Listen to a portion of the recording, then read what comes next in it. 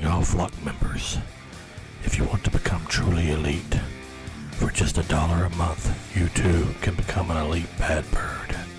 Check out my Patreon account. Link is in the description.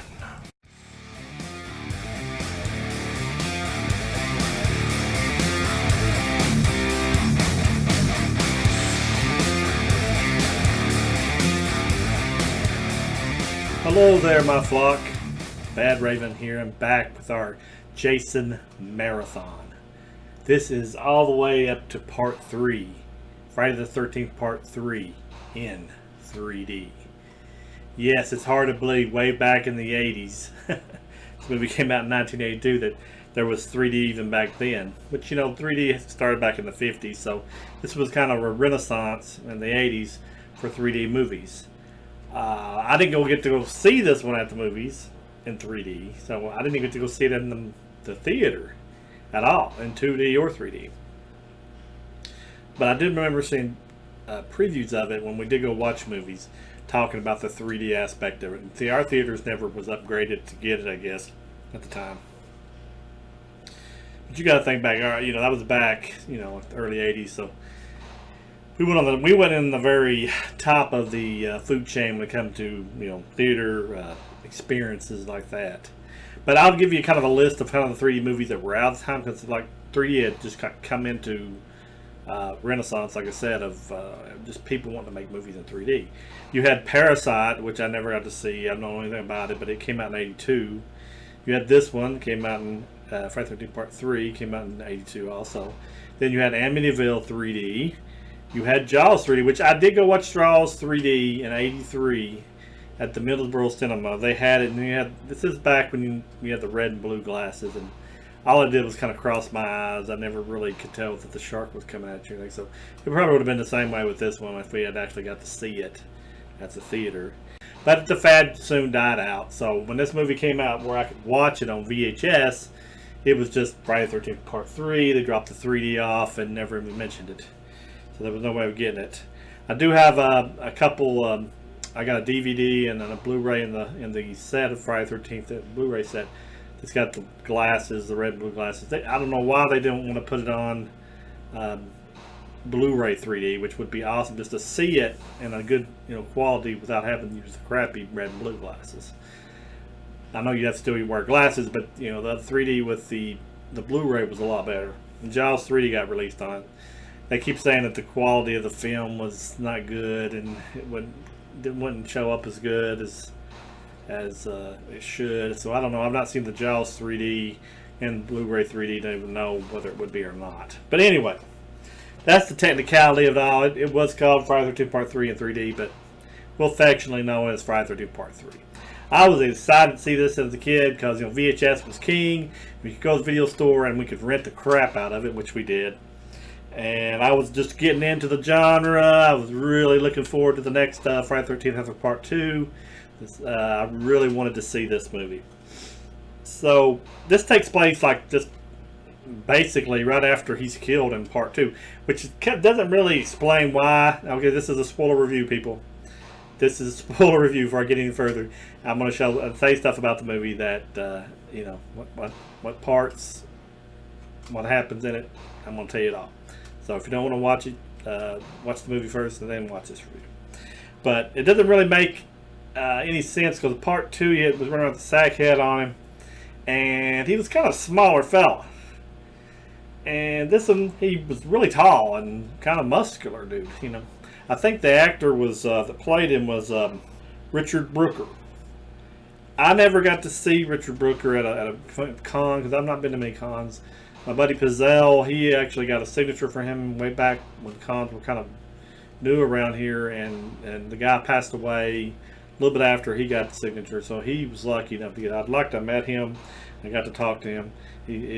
I would just like to pick his brain, kind of like with Kane.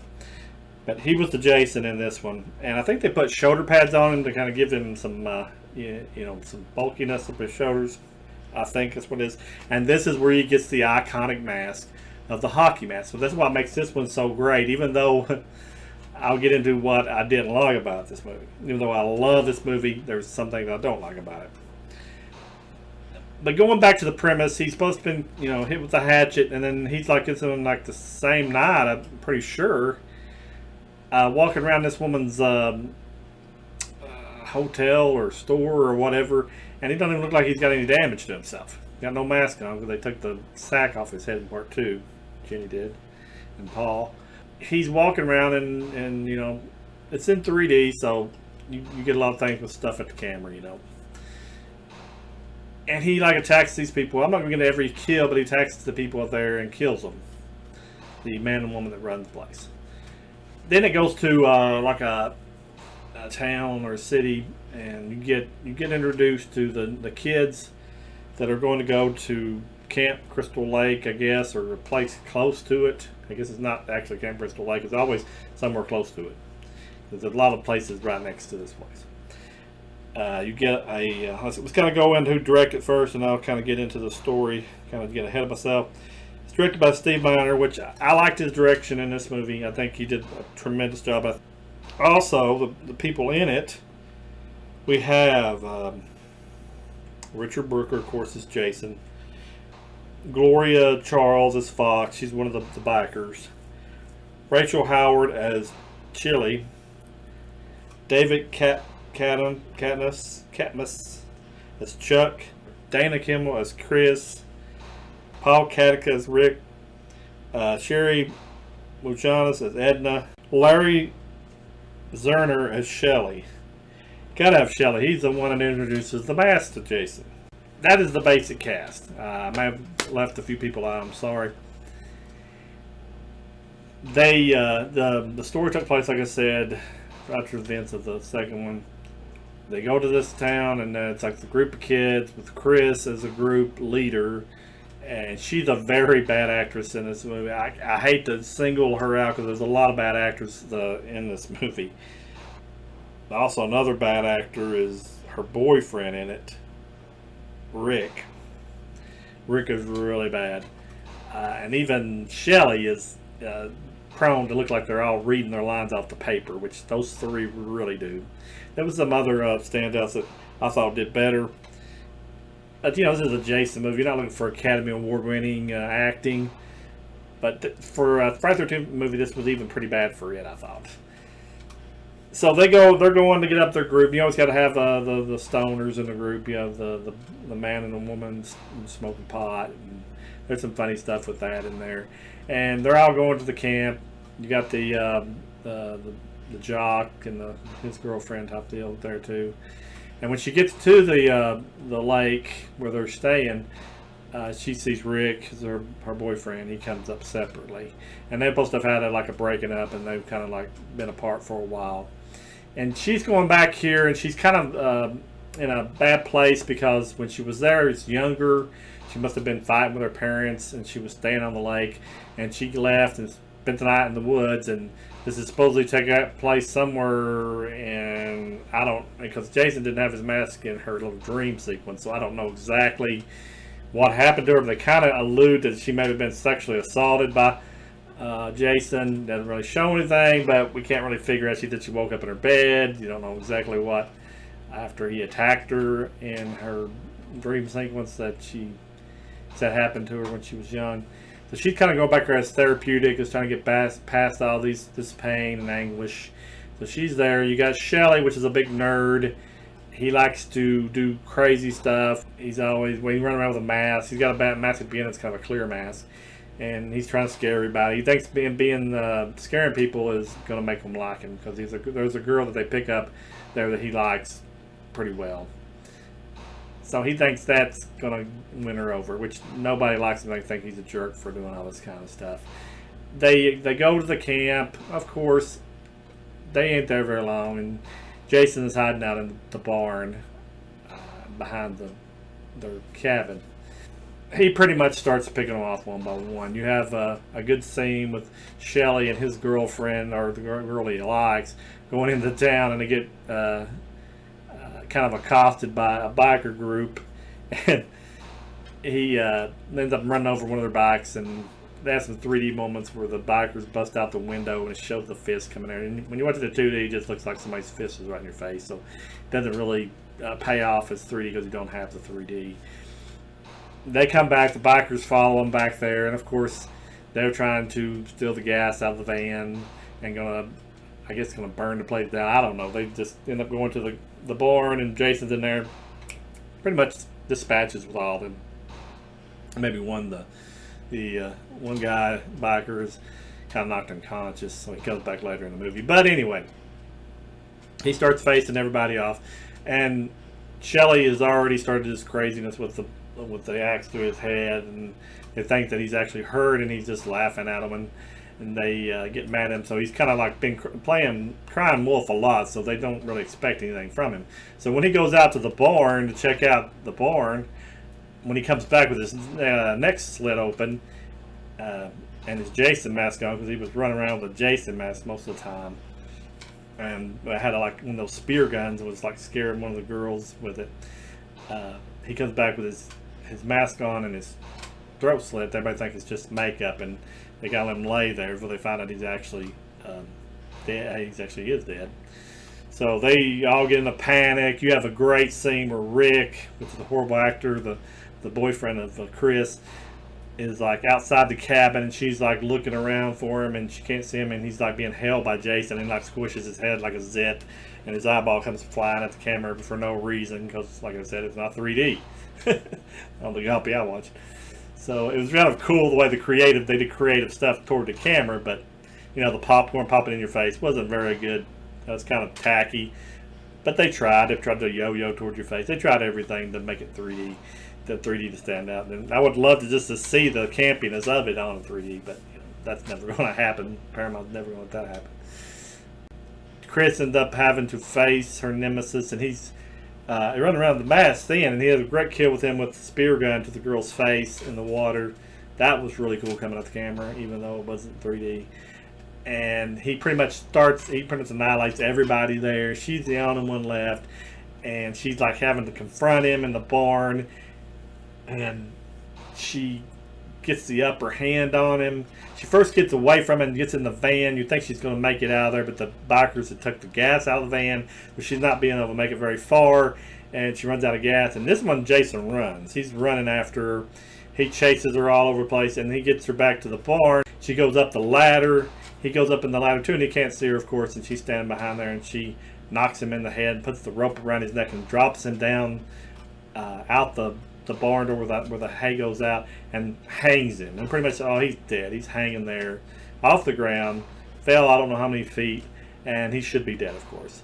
But this is a Friday the 13th, people. Jason doesn't die that easy. She comes down, she opens up the door, and he just like raises up, and he pulls his mask up, and she sees his face. And, oh no, it's you! Someone attacked me back when I was a little girl, or young girl, or teenager, or whatever. So she's like freaking out, and he's like gets himself off the noose somehow. And he's coming at her, and she ends up, there's the one biker was unconscious, jumps up and starts fighting him. He cuts his arm off and starts getting him on the ground and like got his attention toward the biker. She gets up an axe, and he turns around at that time, boom. She hits him head with the axe, sticks in his skull. He walks around with his hands toward the camera with a 3D effect and falls to his knees and flops over, where he'll be found in bar 4, of course, in the same position.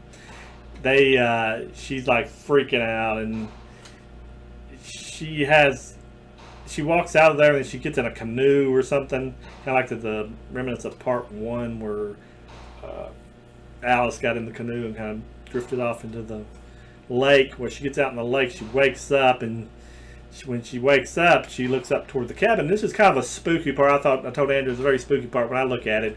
She looks back up at the barn or the house, and she can see, it's either the barn or house, one people, I don't know which one. She sees Jason inside her with his mask off and blood all over his face, and it looks kind of creepy, and he's like trying to get through the glass to get to her, and she's like freaking out. She's trying to paddle without a paddle, and she looks over there, and he busts out the door, and he comes running down toward the lake. And that was generally a creepy moment for me. I think, that would be really creepy, I would think, to see that. And she gets hung up on a tree, and of course they go for the cheap little thrill of Friday Part 1 and have the mother jump out of the lake, and she's supposed to be dead, and supposed to have no head on her, but this creature has a head on it and supposed to be his mom, all deteriorated, and she jerks her down, Chris down, and pulls her under the water. And then she wakes up like with the Jenny did in part 2, like like going crazy, and they're putting her in the back of a police car, and she's like just laughing uncontrollably insane, I guess. And that's the last we see of Chris in any of the movies, because I'm kind of glad because she was such a bad actor. But that was the basic rundown of the movie. I still love the movie because you got your iconic mask. The Jason hockey mask was born. Shelley gave that to him, so that's what makes this such a cool movie. Is he actually dons the mask for the first time. The kills were excellent, even though they were mostly meant to come at you. Still some great kills with the eye popping, the spear gun to the eye. All those were super cool kills. They really thought of the kills really well. And even though it didn't kind of match up continuity-wise, I still liked how it took place after the second one and ran right into the part 4. I love that part about it. It's pretty much like every day. It's pretty much took up with Jason. Just an ongoing story. I do like that part about the movie. But tell me what you think. Did you watch part 3 back in the 80s? Did you watch it recently? When did you watch it? As a young child, as an adult? When? Was you scared of it? I would really like to know. Very, very curious about what everybody likes about the Friday the 13th saga. I'm still making these marathon videos, but I wanted to make this one for you so we can go on to part 4 and get into the meat of the Friday the 13th lore. And I hope that you are enjoying these so far. I appreciate it. I want you to know the Badraven is your friend, and we want you to remember that we got a Patreon account. Become an Elite Bad Birds, just $1 a month. Link is in the description there. You just pay $1 a month. I'll put your name at the end of the videos, and you will be known as the Elite Bad Birds. Anybody that gets in there will be a part of that group, and I'll list your name at the end of the videos and say your name also for my future videos. So please try to do that for the Badraven. And we're going to let you go, and we want you to know that we appreciate everybody out there, and the Badraven loves having the flock come watch his videos. So we're going to let you go, and we'll talk at you later. And goodbye.